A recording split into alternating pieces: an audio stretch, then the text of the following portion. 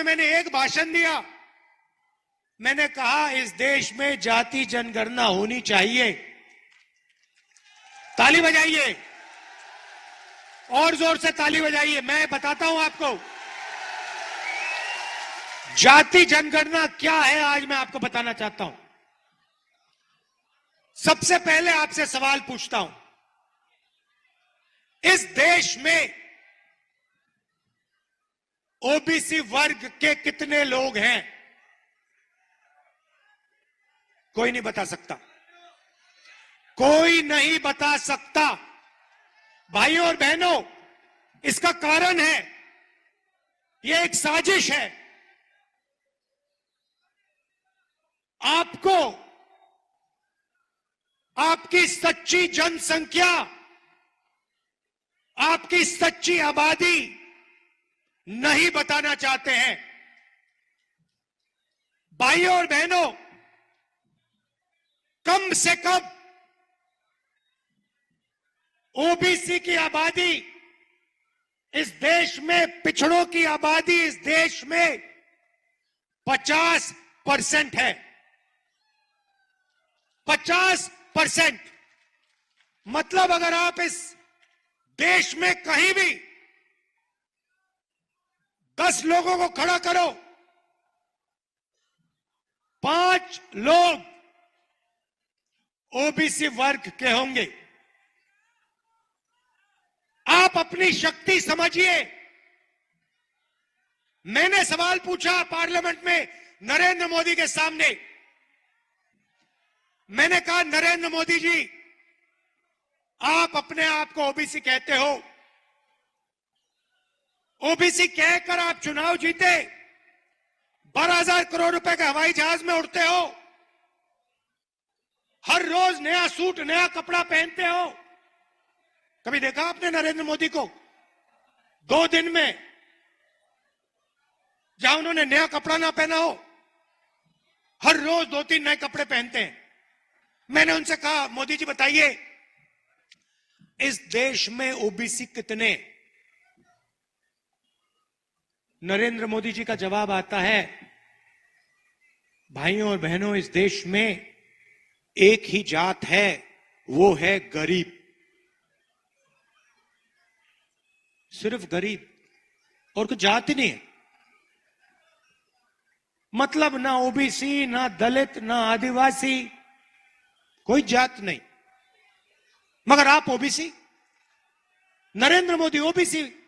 देश में कोई जात नहीं, देश में सिर्फ गरीबों की एक जात है।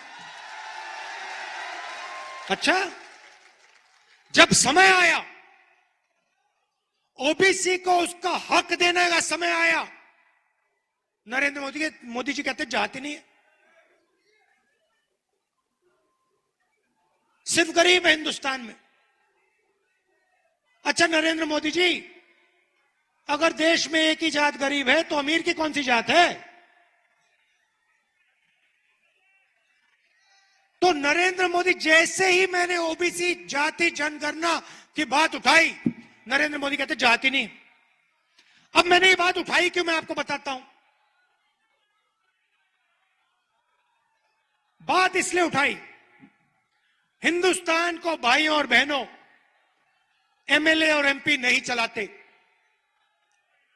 हिंदुस्तान के किसी भी बच्चे से आप पूछो क्या करना चाहते हो, कहेगा मैं आईएएस में जाना चाहता हूं। सही क्यों कहता है? क्योंकि वो जानता है कि आईएएस के अफसर इस देश को चलाते हैं। चुनाव में एमएलए बदल जाता है, एमपी बदल जाता है, आईएएस अफसर कभी नहीं बदलता।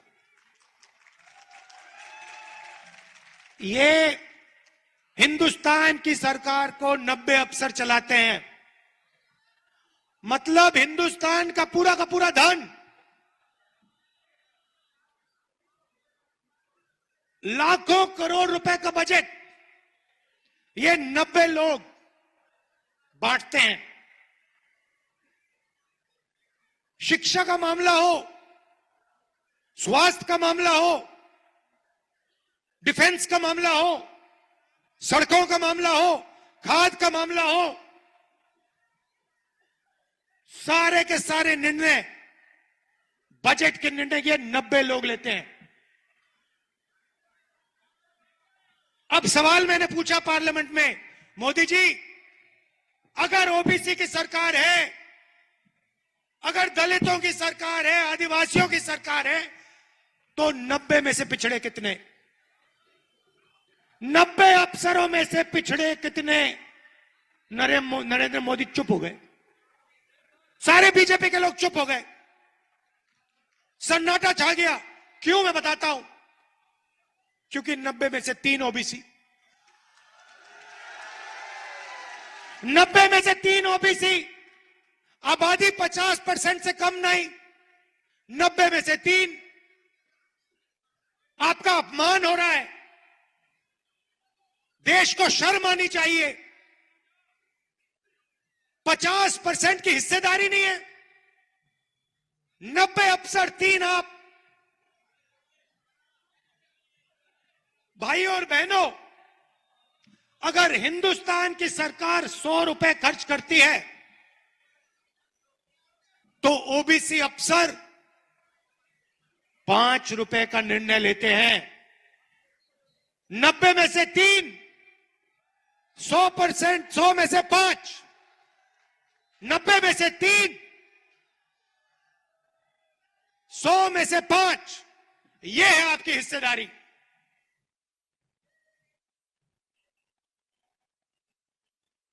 और नरेंद्र मोदी कहते मैं ओबीसी की सरकार चलाता हूं। कैसी ओबीसी की सरकार? मैं आपको बताता हूं। हमने यहां पे स्वास्थ्य योजना लागू की, 25 लाख रुपए इलाज करो, 25 लाख रुपए का इलाज करो। मैं तो कहता हूं गहलोत जी, कम है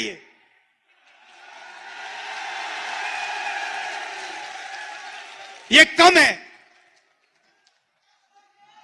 ये देखो, बोला 50 लाख,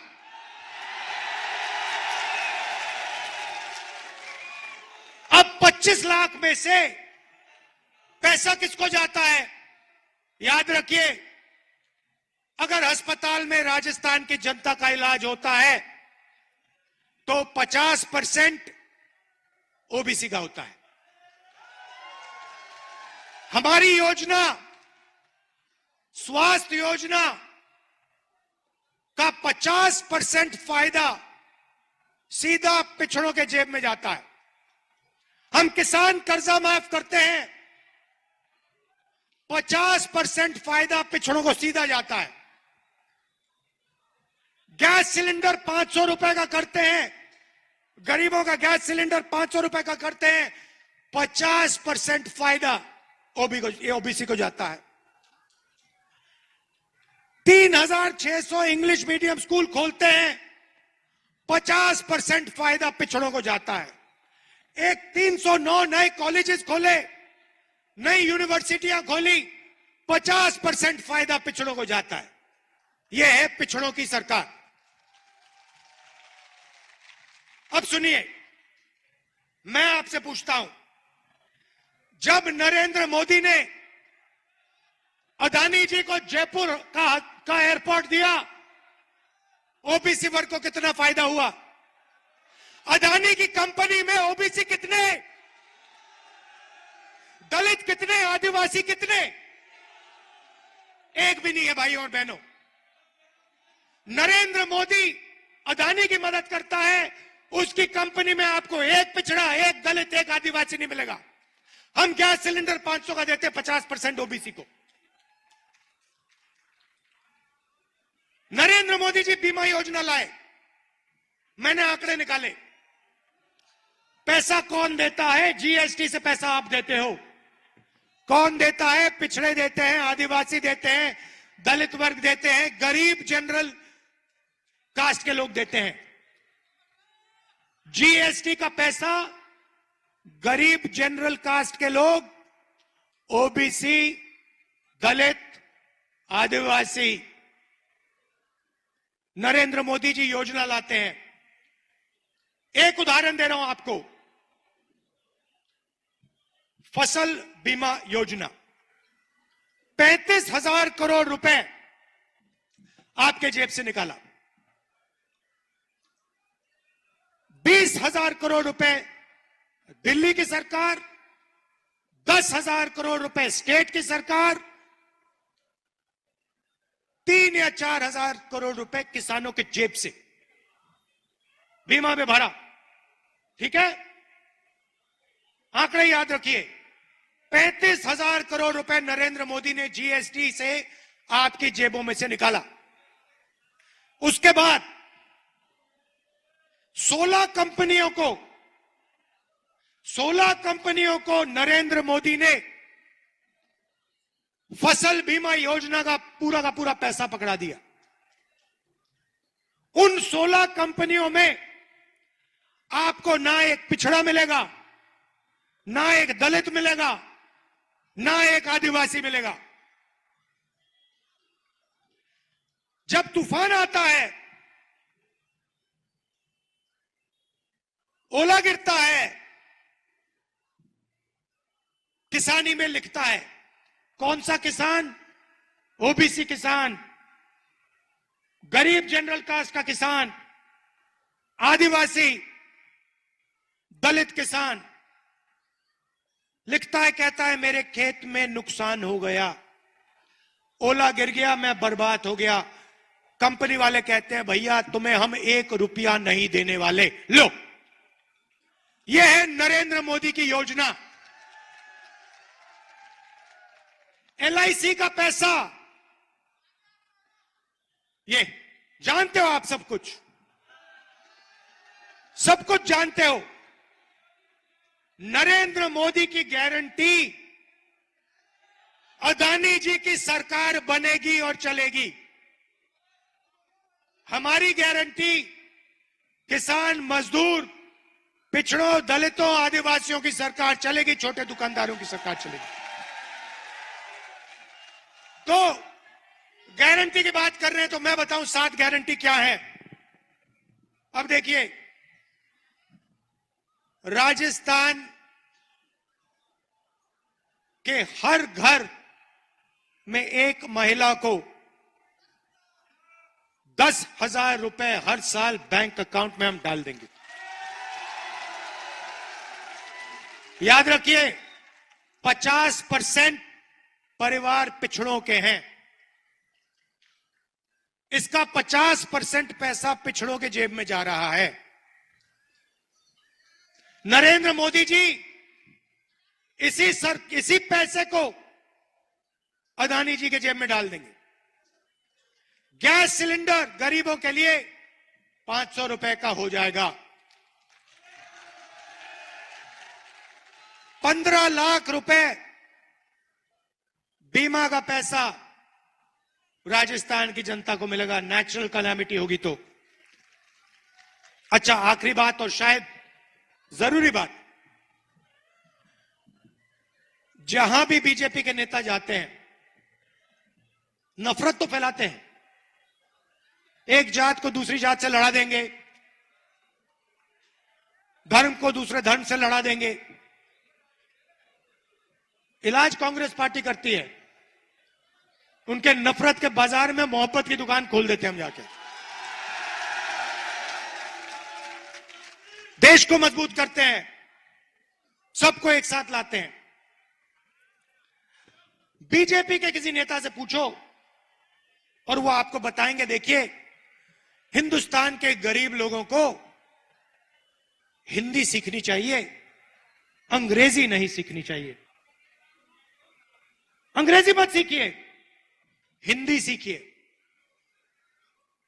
मगर अगर आप उनके बच्चों से पूछें कि भैया एक बात बताइए, आप बीजेपी के बड़े नेता हैं, गडकरी जी से पूछिए, अमित शाह से पूछिए,